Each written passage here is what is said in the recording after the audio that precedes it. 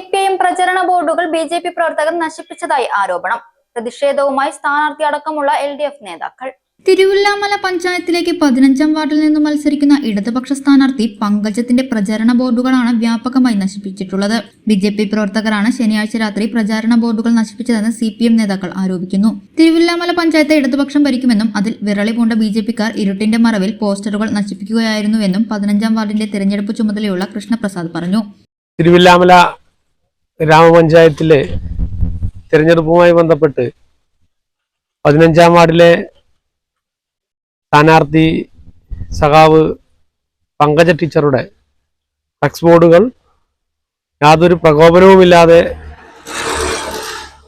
ഇവിടെ ഒരു കൂട്ടം BJP പ്രവർത്തകർ തച്ചു തകർത്തിരിക്കുകയാണ്. നമുക്കറിയാം, ഇന്നലെ തിരുവില്ലാമലയെ പ്രകമ്പനം കൊള്ളിച്ചുകൊണ്ട്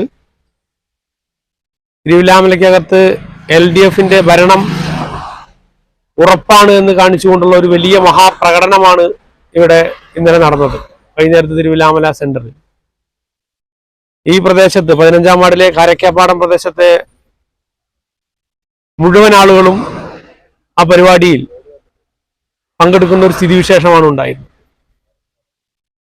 അതിൽ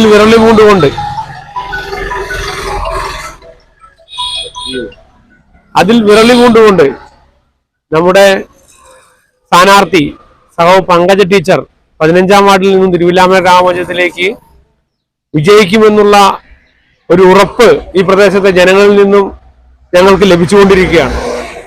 ആ ഉറപ്പ് യാഥാർത്ഥ്യമാകുമെന്നുള്ള വലിയ ഭീതിയിൽ BJPക്ക് വലിയ ഒരു പേടി കടന്നുകൂടിയിട്ടുണ്ട്. ആ പരാജയ ഭീതിയിലാണ് ഇത്തരത്തിൽ ഇവിടുത്തെ കൊടിതോരണങ്ങളും ഫ്ലക്സ് ബോർഡുകളും വച്ചു തകർത്തിരിക്കുന്നത്. കാരക്കപ്പാടം പ്രദേശത്ത് നടന്ന LDF പ്രതിഷേധത്തിൽ CPM local secretary C Gopadas, സ്ഥാനാർത്ഥി പങ്കജം അടക്കം നിരവധി പ്രവർത്തകർ പങ്കെടുത്തു. ഇന്നലെ രാത്രിയുടെ മറവിൽ BJPയുടെ പ്രവർത്തകർ 15ാം വാർഡിൽ നിന്നും മത്സരിക്കുന്ന LDF സ്ഥാനാർത്ഥി സഖാവ് പങ്കജൻ ടീച്ചറുടെ ഫ്ലക്സ് ബോർഡുകൾ നശിപ്പിച്ചിരിക്കുകയാണ്. ഏറെ വേദനാജനകമുള്ളൊരു കാര്യമാണ്. ഇടതുപക്ഷ ജനാധിപത്യ മുന്നണിയുടെ പ്രവർത്തകർ സ്ഥാനാർത്ഥിയുടെ വിജയത്തിനു വേണ്ടി രാപ്പകലില്ലാതെ പണിയെടുക്കുകയാണ്.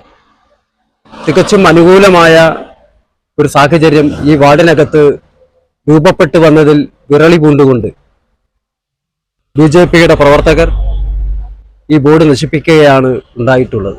നിയമപരമായ നടപടി അതിന്മേൽ സ്വീകരിക്കണം എന്നാണ് തെരഞ്ഞെടുപ്പ് കമ്മിറ്റിയുടെ സെക്രട്ടറി എന്ന നിലയിൽ എനിക്ക് ആദ്യമായി പറയാനുള്ളത്.